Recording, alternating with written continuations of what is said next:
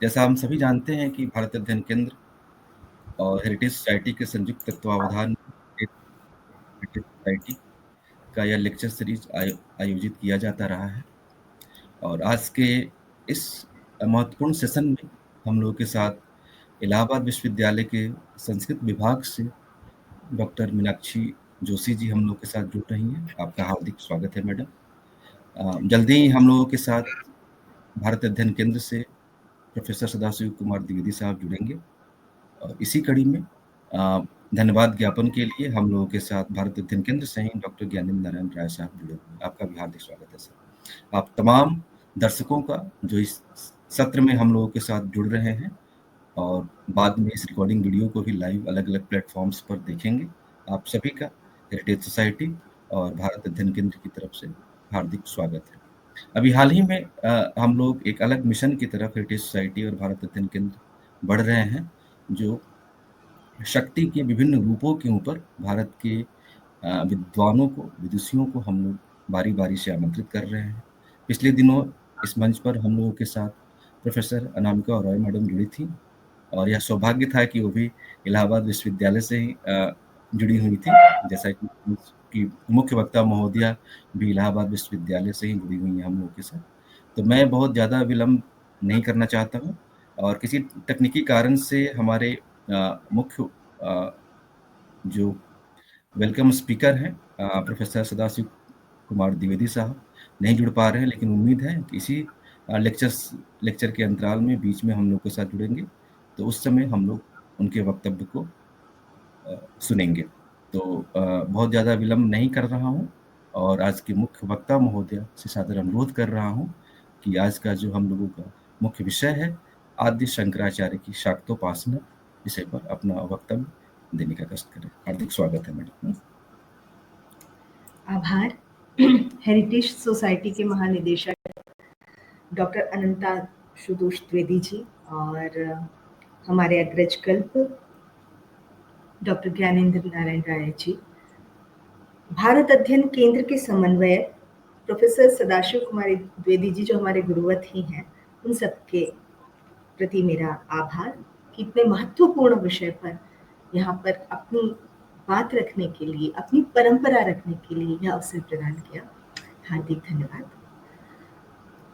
आत्मा त्वं गिरिजा मति सहचरा प्राणा शरीरांग्रहम पूजा ते विषयोपभोग रचना निद्रा समाधि स्थिति संचारः पदयो प्रदक्षिण विधि स्तोत्राणि सर्वा गिरो यद्यत् कर्म करोमि तद्दखिलम शंभो तवाराधनम।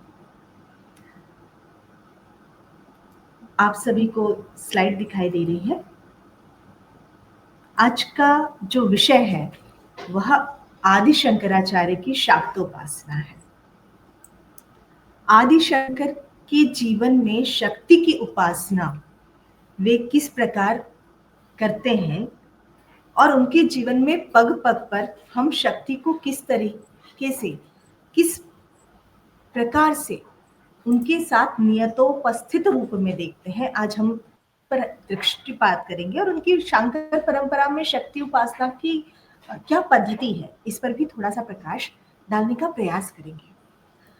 यदि आदि शंकर के जन्म से प्रारंभ हम इस पूरी चर्चा को करें तो आदि शंकर का जन्म जो हुआ था वह माना जाता है कि केरल के त्रिशूर के वड़क्कन नाथन भगवान शिव की आराधना जब उनके माता पिता दोनों ने की थी, शिवगुरु और आर्यांबा ने, तो उन्हें शिव के प्रसाद स्वरूप शंकर की प्राप्ति हुई थी, इसीलिए उनका नाम शंकर रखा गया।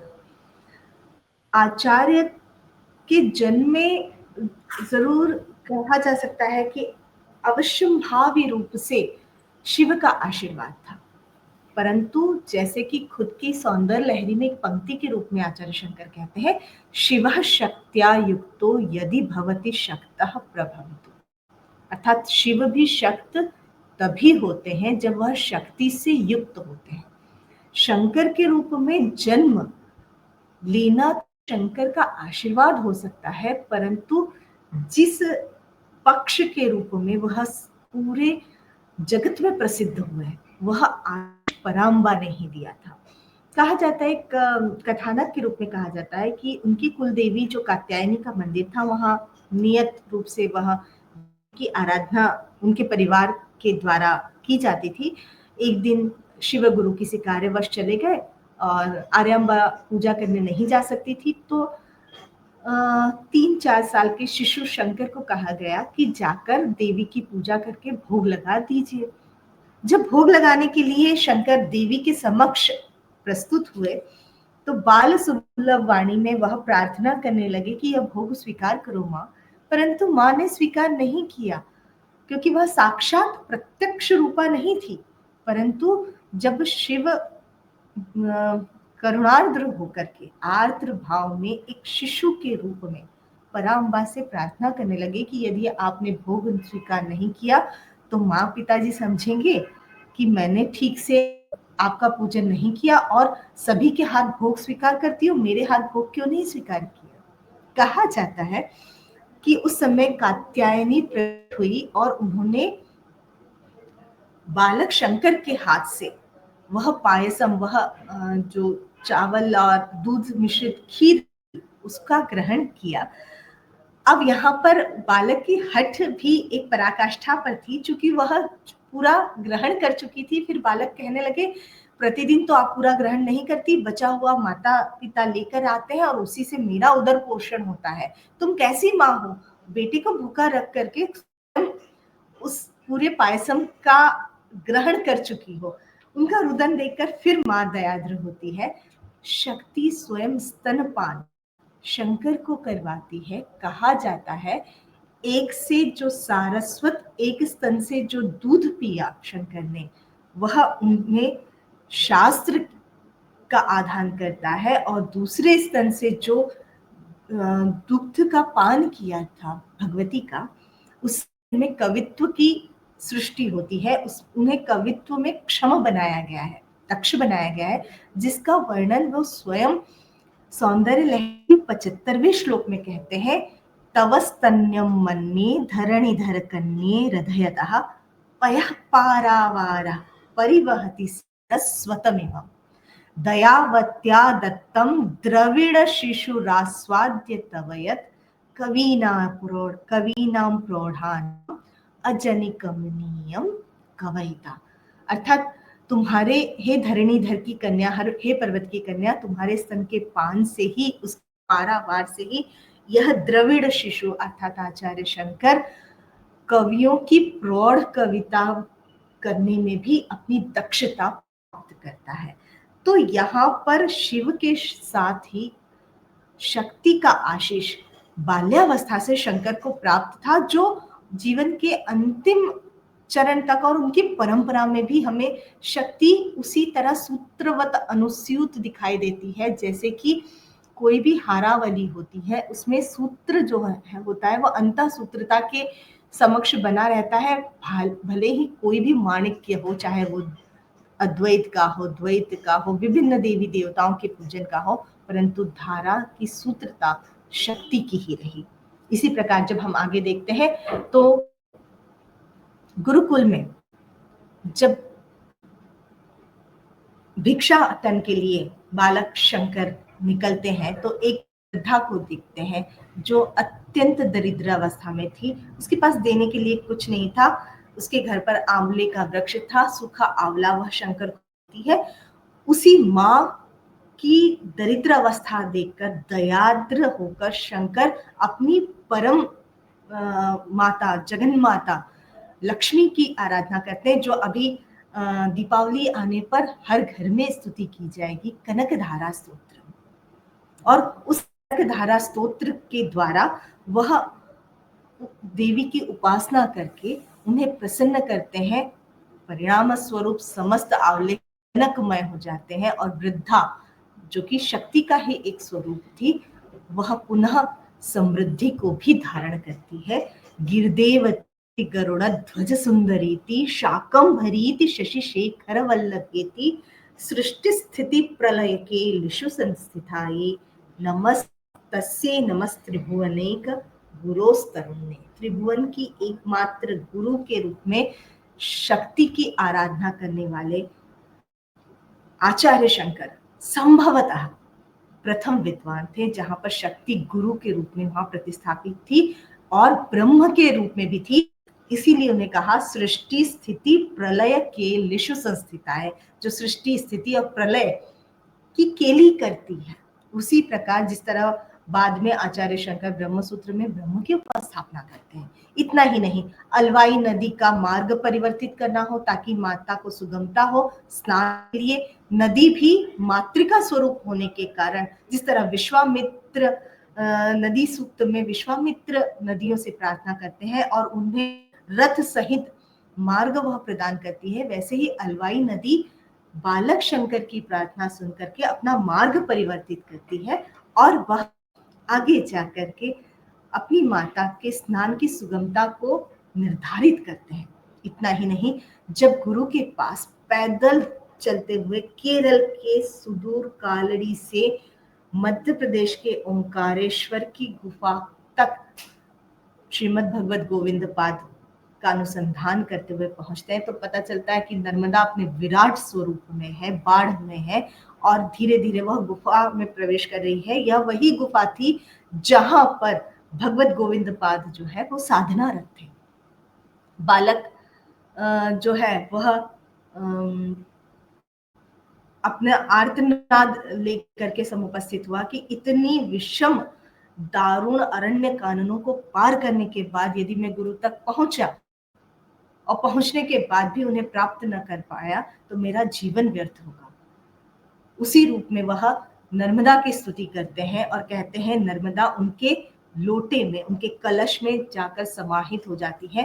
नर्मदा की स्तुति भी वह करते हैं, अलक्ष लक्ष लक्ष पाप लक्ष्य सारसायुधम ततस्तु जीव जंतु तंतु भुक्ति मुक्तिदायकम विरंच विष्णु शंकरम स्वकीय धाम वर्मदे त्वदीय पाद पंकजम नमामि देवी नर्मदे। यह नर्मदा अष्टक नदियों की स्तुति में जो रखता है वह अप्रतिम दृष्टि से देखा जाता है। यहाँ पर भी शक्ति के रूप में नदी की प्रार्थना उन्होंने की और पाप नाशन के साथ साथ ज्ञान प्रदायिनी नदी के रूप में भी उसे विन्यस्त किया गया, उन्हें स्तुति की गई, उन्हीं की आराधना अर्चना की गई।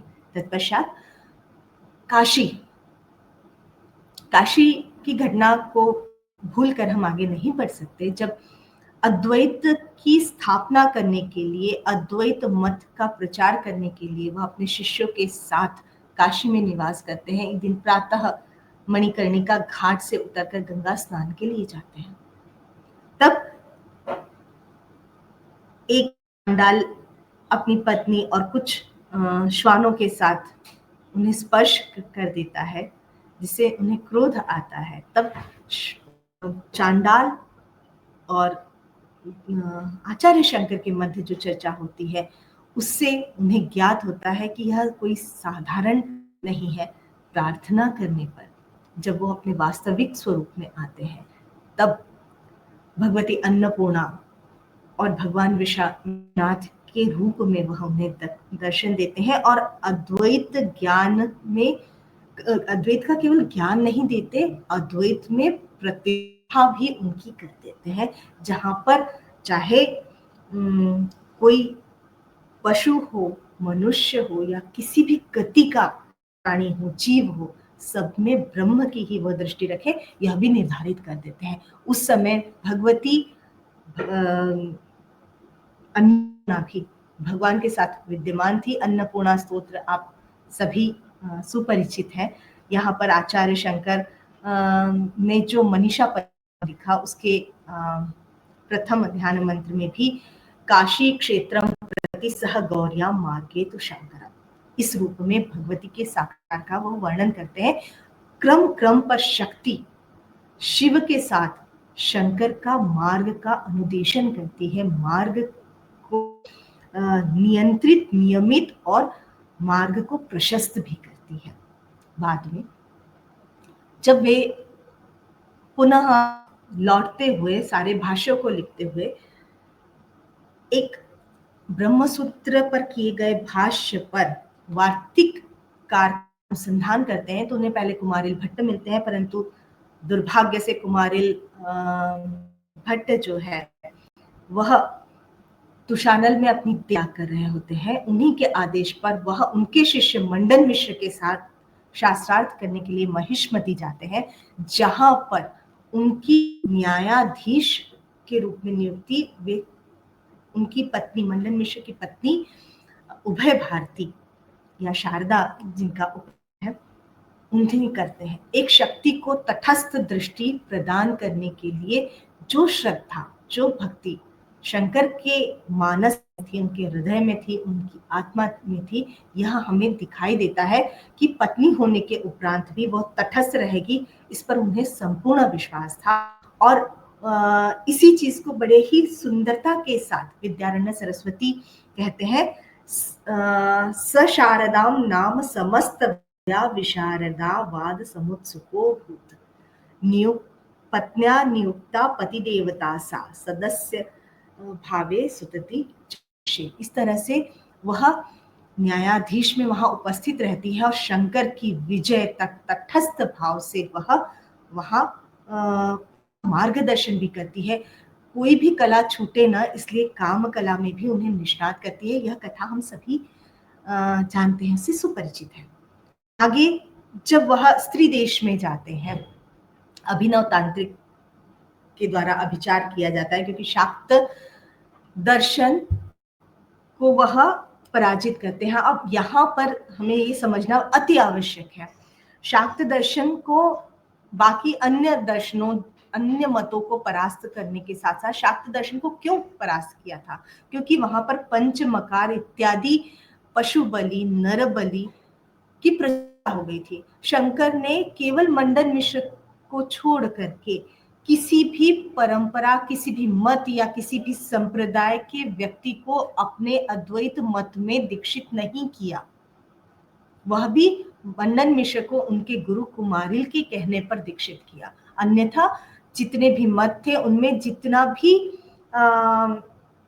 जिसको कह सकते हैं कि कालक्रम अनुसार जितना भी दोष व्याप्त हो गया, उन दोषों का परिहार करके उन्हें उन्हीं के मत में विन्यस्त किया। इसी क्रम में उन्होंने शाक्त मत में जितने भी बलि इत्यादि घृणित कार्य थे, मकार इत्यादि कार्य थे, उन सभी को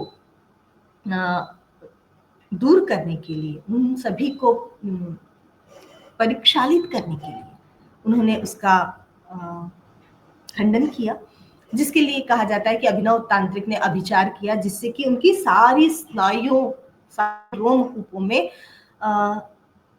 रक्त स्रावित होने लगा। जब भी कोई अभिचार किया जाता है तो सारी स्नायुओं का बंधन किया जाता है, इसके कारण जो उनमें प्रवाहित होने वाला रक्त है वह रोमकूपों से निकलने लगता है, जिससे व्यक्ति की मृत्यु होती है, जो अत्यंत भीषण कष्टकारी होती है। तो अभिनव तांत्रिक के यह करने पर उन्हें कहा जाता है कि शक्ति की ही उपासना करो, क्योंकि नारियों की शक्ति तो शक्ति में ही होती है। नारियों को पुनरुज्जीवित करने का सामर्थ्य आदि शक्ति के पास है। तब वे जाकर के सौंदर्य लहरी के 100 श्लोक करते हैं। इसीलिए आज भी सौंदर्य लहरी का प्रत्येक शब्द मंत्रात्मक है, जागृत है, क्योंकि मरणासन्न व्यक्ति यदि तड़प करके माँ की प्रार्थना करेगा तो उसके हर शब्द में उसकी आत्म भाव अनुप्राणित रहेगा। वो जागृत मंत्र के समान है, जो बहुत प्रसिद्ध भी है। तो इस प्रकार वह स्वयं 100 मंत्रों में भगवती की आराधना करते हैं। इनके 2 भाग हैं, आगे जाकर वह 108 मंत्र में भी प्राप्त होता है, पर मूल जहाँ स्वरूप है फलश्रुति के पूर्व वह 100 मंत्रों में प्राप्त होता है, जिसे आनंद लहरी और आनंद लहरी में के रूप में हम जानते हैं। अंत में सन्यासी होने पर भी शक्ति अर्थात जो मातृशक्ति है के प्रति भी आराधना की दृढ़ता दिखा करके वह अपनी माता का दाह संस्कार भी करते हैं, घर में बिना प्रवेश किए। घर के बाहर की सीमा है, घर और द्वार के मध्य की जो सीमा है, उस सीमा में जाकर देहरी पर वह अपनी माता का अंतिम संस्कार करते हैं, क्योंकि वह शक्ति के उपासक बाल्यावस्था से थे, तो शक्ति का आदेश का अनुपालन करते थे और उन्हें सबसे पहले अपने इष्ट देव के दर्शन करवाकर फिर उन्हें दूसरे लोक की यात्रा भी करवाते हैं। इस प्रकार हम देखते हैं कि आचार्य शंकर केवल शक्ति की आराधना करते हैं, परंतु मूर्त रूप में विद्यमान साकार शक्ति के प्रति भी वह द्रवित और भावित रहते हैं, उतने ही जितने साक्षात शक्ति के प्रति। एक और कहानी मिलती है विद्यारण्य सरस्वती जी के शांकर दिग्विजय में। सर्वज्ञ पीठ जो शारदा का मूकाम्बिका है केरल में, वहां पर भी वह मूकाम्बिका की स्थापना करते हैं और उसमें भी कई चमत्कार होते हैं। एक साथ आदिशंकर शक्ति का ही करते हुए 3 या 4 जगह एक साथ शास्त्रार्थ करते हैं, जिसके कारण मूकाम्बिका को वह एक राज्य से दूसरे राज्य में लाने में सक्षम होते हैं।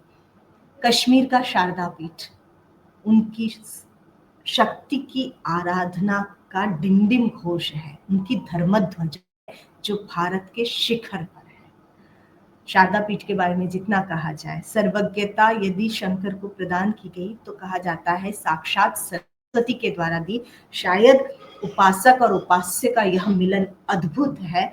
शायद कोई शाक्त परंपरावादी भी यह ही प्राप्त कर पाया जो आचार्य शंकर ने अपनी शक्ति उपासना में की। इसीलिए वह दक्षिणामूर्ति शिव के रूप में भी जाने जाते हैं। दक्षिणामूर्ति शिव अपनी शक्ति के साथ थे, तो यहाँ पर आदिशंकर अपनी वाग्झरी शक्ति के साथ में थे, जो दक्षिणामूर्ति के रूप में प्रकट हुए। अब यदि हम देखें कि शाक्त तंत्र आचार्य की परंपरा में हमें कहाँ कहाँ प्राप्त होता है, तो उसको देखने के लिए हमें यह जानना अनिवार्य है कि शाक्त तंत्र की प्रमुख मान्यताएं क्या है। आदि शक्ति में वह शिव और शक्ति का समन्वित रूप मानते हैं, जो शक्ति सेना के द्वारा 3 रूपों में सृष्टि करती है, तमस, सत्व और रजस, जो क्रमशः पार्वती, सरस्वती और लक्ष्मी के रूप में करती है। यही संसार में नियमित शक्ति अनुसंधान के लिए या संसार की नियमित तारतम्यता के लिए नवदुर्गा के स्वरूप में पुराणों में वर्णित है। यह सृष्टि संरचना के पक्ष में हमें यह स्वरूप पुराणों में दिखाई देता है। मुख्य रूप से देवी भागवत इत्यादि में हमें यह दिखाई देता है। परंतु यदि यही शाक्त महाविद्या तंत्र क्षेत्र में देखें तो दश महाविद्या के रूप में प्रसिद्ध है, जो मोक्ष का विधान करती है। विष्णु पुराण में जैसे कहा ही गया है, अविद्या या विमुक्त है, विद्या वही है जो मुक्ति प्रदान करे। 10 महाविद्या में काली, तारा, षोडशी, भुवनेश्वरी, छिन्नमस्ता, भैरवी, धूमावती, कलात्मिका, मातंगी और बगलामुखी मानी जाती है। इनमें षोडशी विद्या की उपासना, जिसे श्री विद्या भी कहा जाता है, शंकर को परंपरा से प्राप्त थी। वह परंपरा कौन सी थी? तो श्री विद्या परंपरा जो मानी जाती है, उसमें षोडशी की उपासना की जाती है, भगवती त्रिपुरा सुंदरी की आराधना की जाती है। आचार्य शंकर इस तंत्र में दीक्षित थे। यह परंपरा परशुराम से प्रारंभ होती है। काशी नरेश से आते आते आगे जाकर के अगस्त, लोपामुद्रा से होते होते यह गौड़पादाचार्य, गोविंद पादाचार्य के बाद शंकर को परंपरा से प्राप्त होती है। यह तंत्र आराधना है जो जिसमें वो स्वयं दीक्षित थे। गोविंद पादाचार्य ने उन्हें दीक्षित किया था। आगे जाकर के उन्होंने अपने चारों ही शिष्य पद्म पादाचार्य, हस्तामलकाचार्य, सुरेश्वराचार्य और त्रोटकाचार्य को यह विद्या प्रदान की। इसीलिए आज आप शंकराचार्य के चारों मठों में जाइए, वहां पर जो भी पीठ मिलेगा वह शक्ति पीठ मिलेगा। शारदा पीठ है, जगन्नाथ में भी कमलात्मिका पीठ माना जाता है। चारों मठों में आज भी विद्या उपासना की जाती है, श्री चक्र की उपासना की जाती है। बिना श्री चक्र की उपासना किए वहां कोई भी रीति पूर्णता को प्राप्ति नहीं करवा सकते। जैसे कि यहाँ पीछे भी आप एक चित्र देख रहे होंगे, कामाक्षी, कांची कामकोठी में जो है देवी की आराधना आज भी निरापद रूप में प्रचलित है। शंकराचार्य से पहले गोविंद पादाचार्य की तो कोई रचना नहीं मिलती, पर गौड़ पादाचार्य जी की भी रचना तंत्र के लिए प्राप्त होती है। जिसका विस्तार शंकराचार्य की तंत्र संबंधी रचनाओं में पाया जाता है, प्रपंच सार है और सौंदर्य लहरी है। इन दोनों में ही उनकी तंत्र विद्या संबंधी समस्त तत्वों का गूढ़ अध्ययन आप देख सकते हैं। तंत्र का अर्थ यदि मैं कहूं कि शक्ति की उपासना आचार्य करते थे, तो वह तंत्रात्मक ही होती है, क्योंकि शक्ति स्वयं एक तंत्र है। तो तंत्र का अर्थ यदि हम देखें तो उस अर्थ में समग्र सृष्टि की ऊर्जा को पिंड में समाहित करना, तन्यते इति तंत्र, विस्तारित करना, हमारे भौतिक शरीर की ऊर्जा को विस्तृत ब्रह्मांडीय ऊर्जा तक विस्तारित करना ही तंत्र का मुख्य अभिधेय है। परिभाषाएं बहुत सारी अन्य अन्य है, समय के अभाव में मैं यहाँ पर उससे समुपस्थित नहीं कर रही। परंतु शाक्तोपासना का यदि शंकर के मत से मैं वर्णन करना चाहूं, तो उसका प्रधान लक्ष्य यहाँ पर मोक्ष ही है। यद्यपि कहा जाता है श्री सुंदरी सेवन तत्पराणाम भोगश्च मोक्षश्च करस्थ एव, जो भी शक्ति की आराधना करता है उसे मोक्ष भी मिलता है और भोग, उसके साथ साथ भोग भी मिलते हैं। परंतु यहाँ पर षोडशी विद्या जो श्री विद्या कही जाती है, उसका मुख्य ध्येय मोक्ष होता है। यहाँ पर त्रैपुर सिद्धांत पूर्णाद्वैत की स्वीकारोक्ति है, शिव शक्ति की अभेदोपासना है, और शिव शक्ति में अभेदोपासना करने के साथ साथ सगुण माध्यम से निर्गुण में समाविष्ट कैसे हुआ जाता है, यह हमें शिव विद्या परंपरा में दिखाई देता है। शिव विद्या परंपरा मुख्य रूप से दो तरीके से काम करती है। हम बहुत विहंगावलोकन इस श्री विद्या परंपरा का करें, बहुत साधारण तरीके से करें, तो आभ्यंतर उपासना और बाह्य उपासना मानी जाती है। आभ्यंतर उपासना में बीजाक्षर होते हैं, मंत्र होते हैं, जप होती है, सिद्धि होती है, ये सारी चीजें जो है वो आभ्यंतर उपासना में मानी जाती है, जिसमें जप के साथ कुंडलिनी और योग भी प्रमुखता से आते हैं। उपासना में मूर्ति होती है, मंत्र भी होते हैं। जो मंत्र दो तरह से होते हैं, एक जो वैखरी के रूप में स्फुट किए जाते हैं बाह्य उपासना में आते हैं, और जो अजपा जप के रूप में बिना जीभ हिलाए आभ्यंतर जिनका जाप किया जाता है, वह मंत्र आभ्यंतर उपासना में आते हैं। तो पुनश्चरण है, न्यास है, होम इत्यादि है, यह बाह्य उपासना में अभिचरित होते हैं शांकर परंपरा में। तंत्र के विविध चरण हैं। पहला, जीवात्मा और परमात्मा का एक रूप में प्रथम निश्चय करना। दूसरा, जो दृश्यमान जगत हमें दिखाई देता है उसका विलीन कर केवल आराध्य और आराधक एक रूप में दिखाई देना, जैसे कि यहाँ पर हम इस चित्र में देख सकते हैं, जो ठाकुर रामकृष्ण परमहंस के जीवन में भी हम देख सकते हैं। एक साधक और एक आराध्या, वहां पर शेष बचती है, बाकी सारा दृश्य जगत विलीन हो जाता है। धीरे धीरे साधक का चैतन्य मूर्ति के चैतन्य से एकाकार हो जाता है, मूर्ति चैतन्य हो जाती है और साधक जड़ हो जाता है, और यही अभेदोपासना होती है, यही शिवाद्वैत कहा जा सकता है या द्वैत अद्वैत कहा जा सकता है। वहां साधक कौन है, साध्य कौन है, वह एकत्व को अनुप्राप्त हो जाते हैं।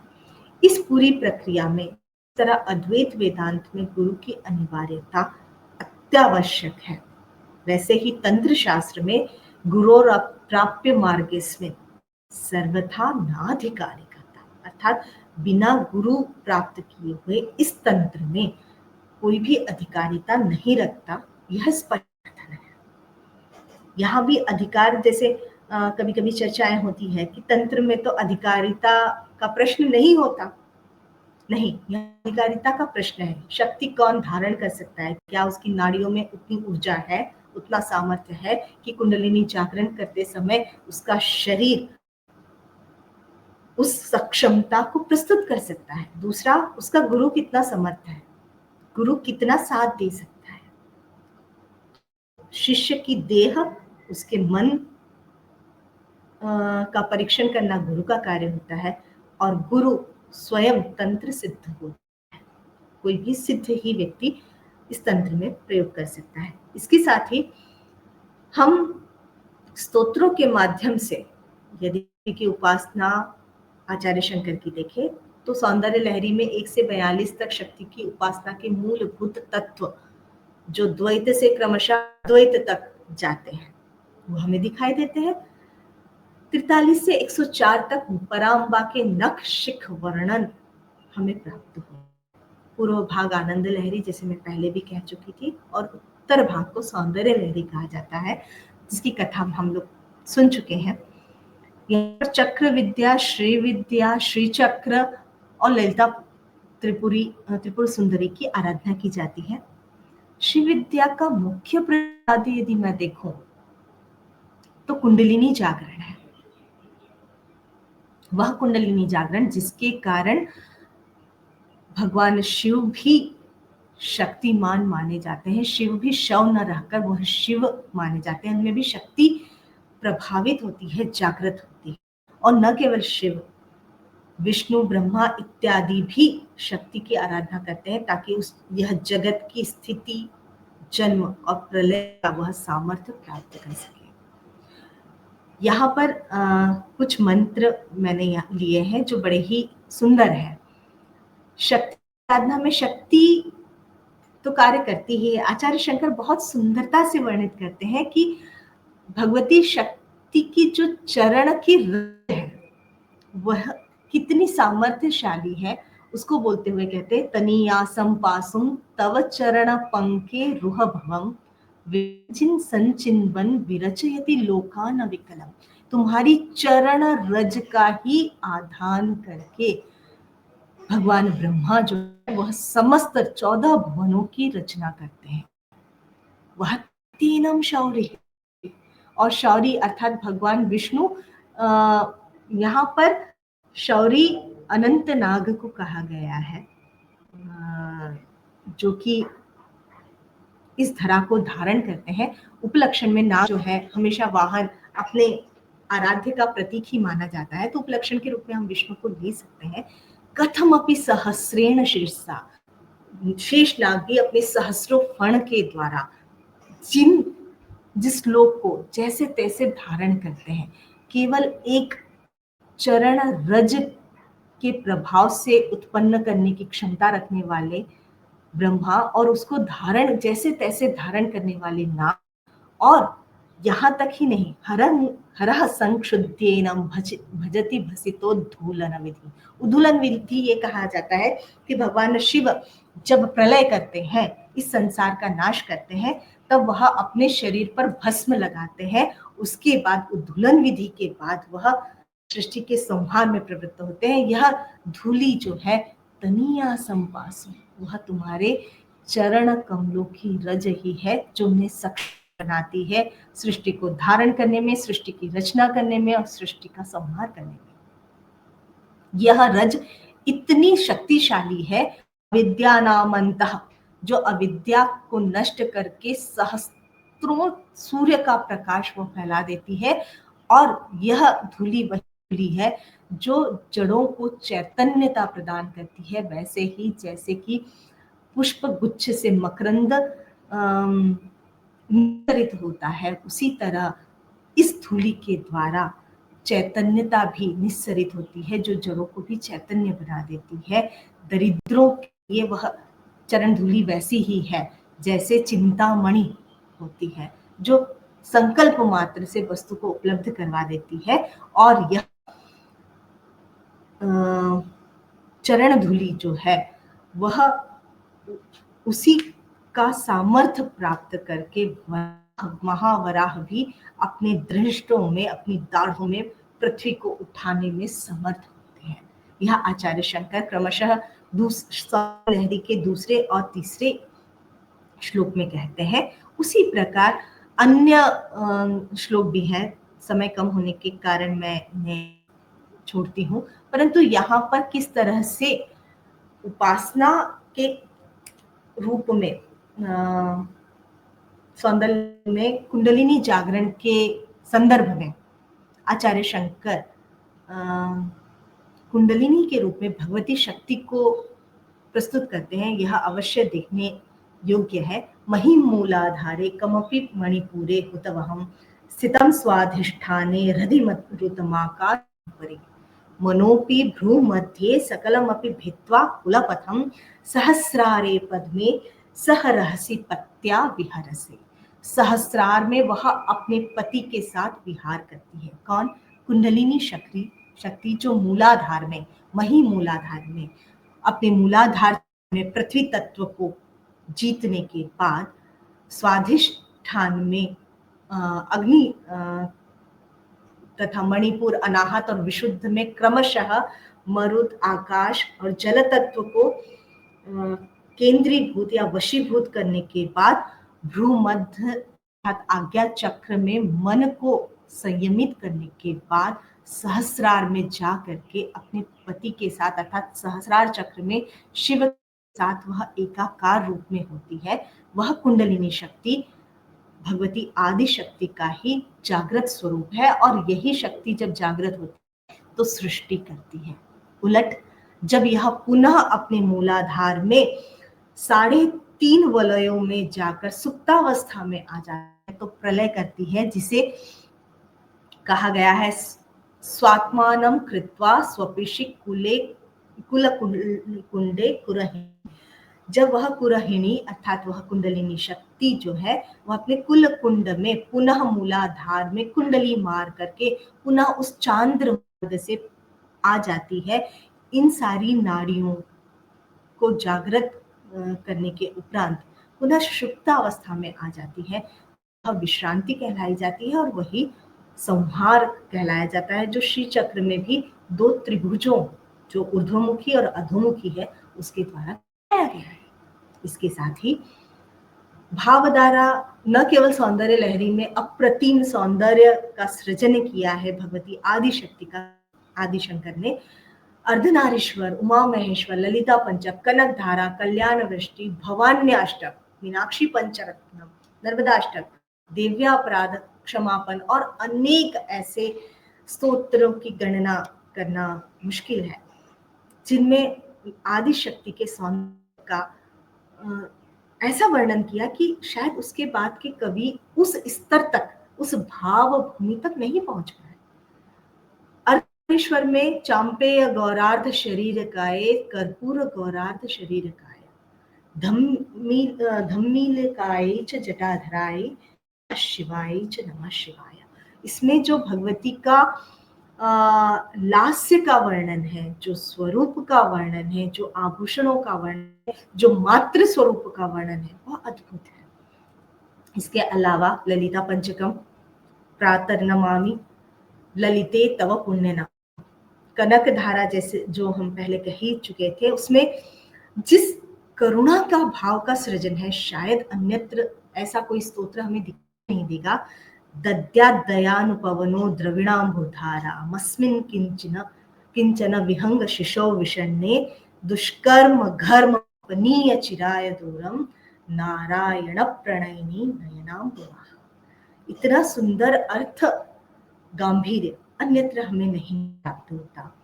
भवान्याष्टक में स्वयं को दीनहीन मान करके न तातो न माता न बंधुर न दाता न पुत्रो न पुत्री न भृत्यो न भर्ता न जाया न विद्या न वृत्तिर्ममैव गतिस्त्वम गतिस्त्वम त्वमेका भवानी। अंतिम गति के रूप में आदि शक्ति को परिनिष्ठित करने वाले शंकर की शक्ति आराधना अतुलनीय है।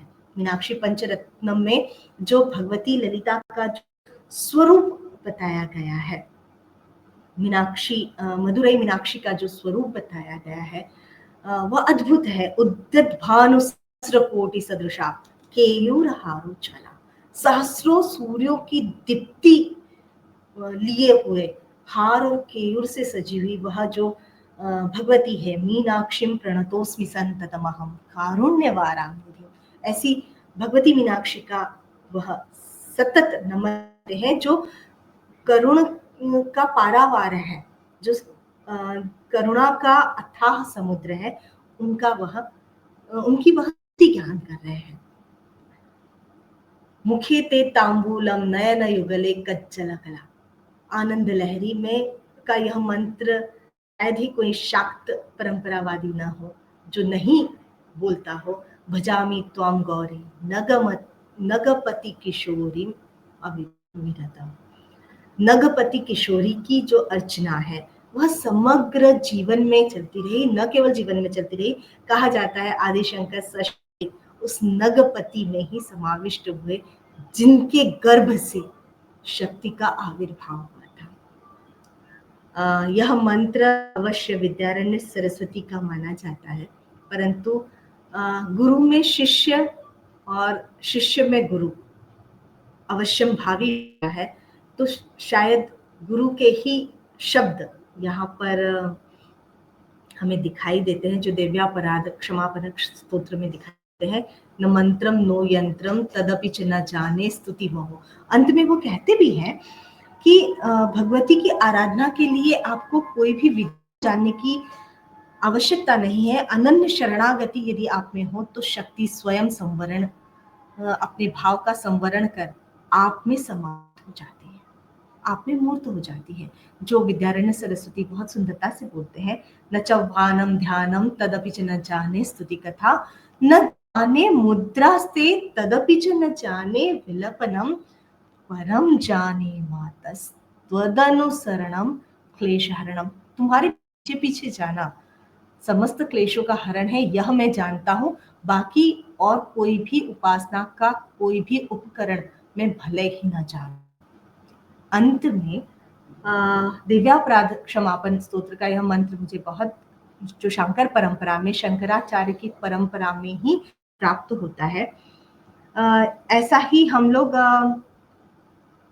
शिव महिम्न में प्राप्त करते हैं, जहाँ स्वलावण्या संशा धृत मुहूर्त निहाय तृणवत के रूप में वो बोलते हैं। यहाँ पर वो उसका जस्ट उल्टा कहते हुए कहते हैं, चिता भस्मालेपो गरल मशनम दिक्पटधरो। जो चिता की भस्म लगाता है, पीता क्या है? गरल, विष ही जो पान करता है। पटोधरो, वस्त्र नहीं है, दिशाएं ही जिसके वस्त्र के समान है। जटाधारी कंठे भुजगपतिहारी पशुपति, जो जटाधारी है, कंठ में आभूषण नहीं, सर्प को ही धारण कर लेते हैं। और तो और पति किसके हैं? पशुओं के पति हैं।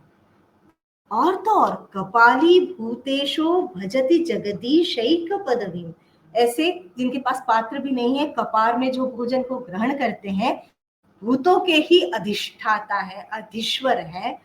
और उसकी इन सब वस्तुओं को धारण करने के उपरांत भी यदि वह जगदीशैक पदवीं भजती, जगत के ईश्वर की पदवी को धारण करते हैं, भवानी त्वत्पाणि ग्रहण परिपाटी फलमिदम। तो हे भवानी, तुमसे जो पानी ग्रहण किया था ना, तुम्हारा हाथ पकड़ लिया, बस उसी का परिणाम है। अन्य शिव में सामर्थ्य नहीं है कि वह जगत के ईश के रूप में अपने आप को स्थापित कर पाए, जगत के ईश के रूप में उनकी कोई उपासना करे, यह उनमें सामर्थ्य नहीं। हे शक्ति, ये तुम में सामर्थ्य है, जिसके कारण समस्त देवता अपने आप को शक्तिमान मानते हैं। सौंदर्य लहरी में भी एक जगह कहा गया है कि सभी तो वरद मुद्रा धारण करते हैं, आशीर्वाद देते हैं, तो वरद मुद्रा धारण करने की आवश्यकता ही नहीं है, क्योंकि तुम्हारे पास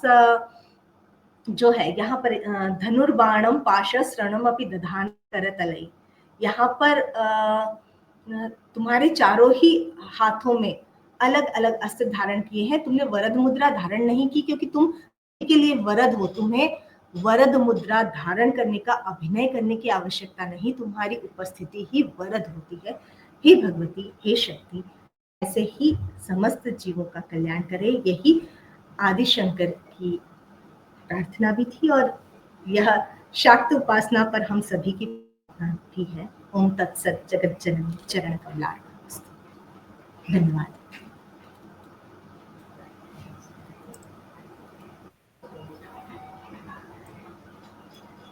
आशुतोष जी। जी मैडम, आवाज आ रही है ना?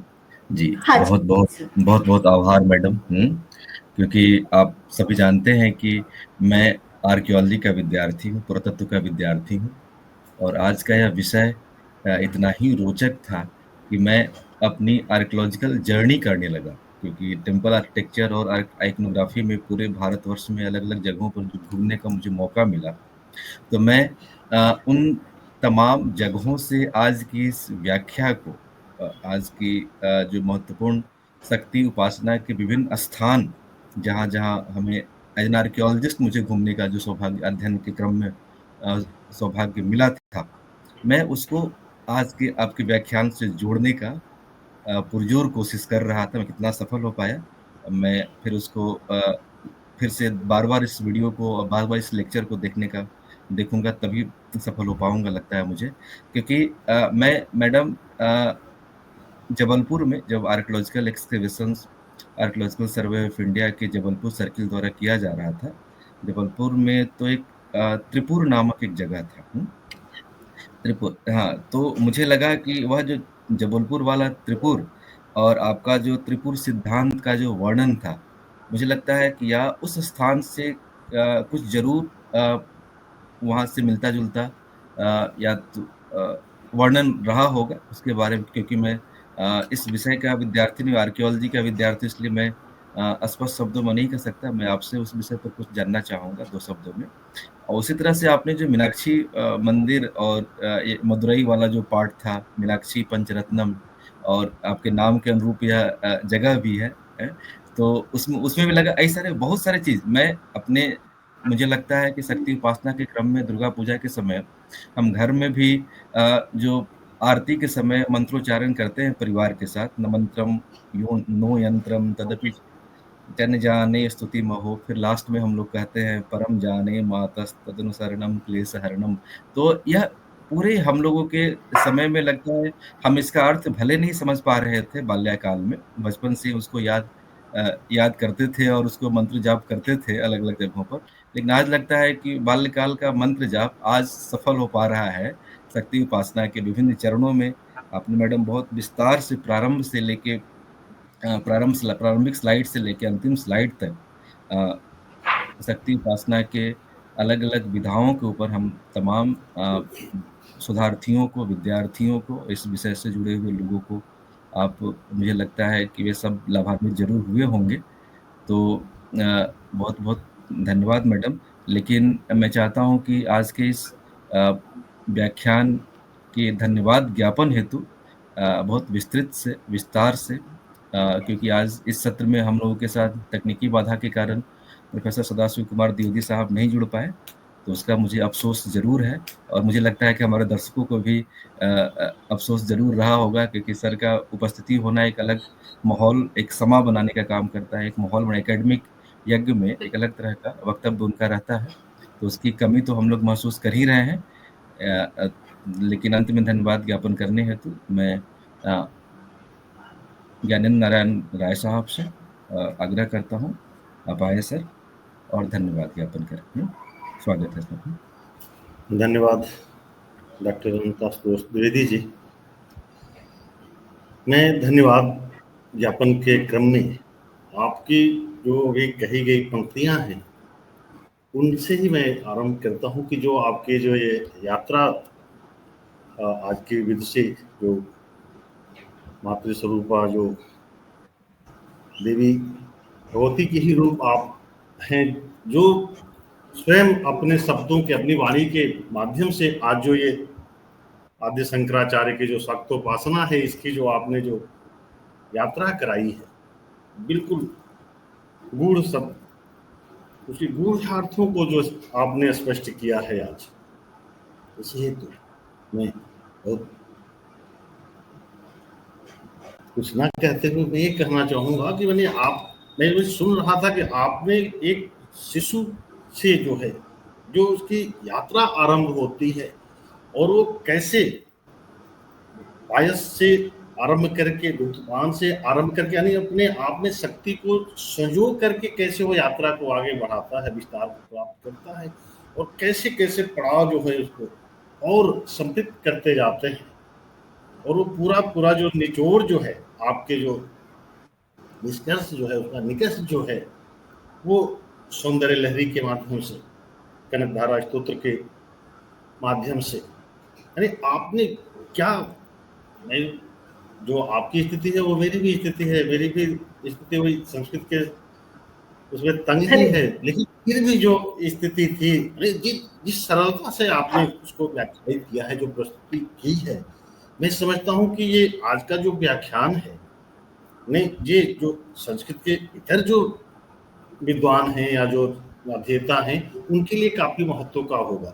इसलिए कि जिस क्रम से आपने इसको प्रस्तुत किया है, आद्य शंकराचार्य की शक्तोपासना, और जितने सरल सहज शब्दों में इसको व्याख्यायित किया है, मैं नहीं समझता कि इससे सहज ढंग से जो है प्रस्तुतिकरण, और उसके बिल्कुल उसमें कहीं बिना अवरोध के, ऐसा नहीं कि कहीं जंप करके आ गया हो, एक क्रम में क्रमबद्ध जो आपका जो व्याख्यान हुआ वो अद्भुत, और भारत अध्ययन केंद्र के लिए और हेरिटेज सोसाइटी पटना के लिए एक निधि के रूप में यह व्याख्यान आज का जो है एक निधि के अमूल्य निधि के रूप में ये दर्ज हो रहा है। और इसके लिए मैं हेरिटेज सोसाइटी पटना के डायरेक्टर जनरल प्रोफेसर अनंत आशुतोष द्विवेदी जी को मैं धन्यवाद देना चाहूँगा कि आपने ऐसी विदुषी को, जब चर्चा कराते हमारे साथ से एक यक्ष प्रश्न आप जाता है कि वक्ता कौन, जो विषय के साथ जो है न्याय कर सके, तो आपका जो ये चयन था कि नहीं, इस विषय पर के डॉक्टर मीनाक्षी जोशी जी का व्याख्यान हम लोग कराएंगे, तो इसके लिए आपको बहुत बहुत धन्यवाद, आभार के क्रम में भारत अध्ययन केंद्र के समन्वयक आचार्य प्रोफेसर सदाशिव कुमार द्विवेदी जी को, जिनका मार्गदर्शन हम सभी को सतत प्राप्त होता रहता है, यद्यपि आज कहीं उनकी व्यस्तता थी, जिस वजह से उन्होंने कहा था कि नहीं बीच में जुड़ जाऊंगा यदि कहीं हुआ तो, लेकिन संभवतः समय नहीं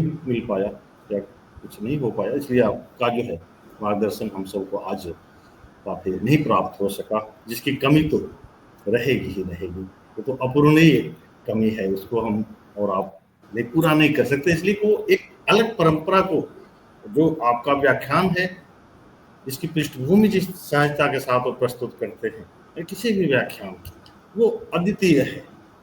तो उससे तो हम सभी आज, हम भी, आप भी और हमारे श्रोता भी उससे कहीं न कहीं आज अपने को वंचित महसूस कर रहे हैं और करेंगे भी।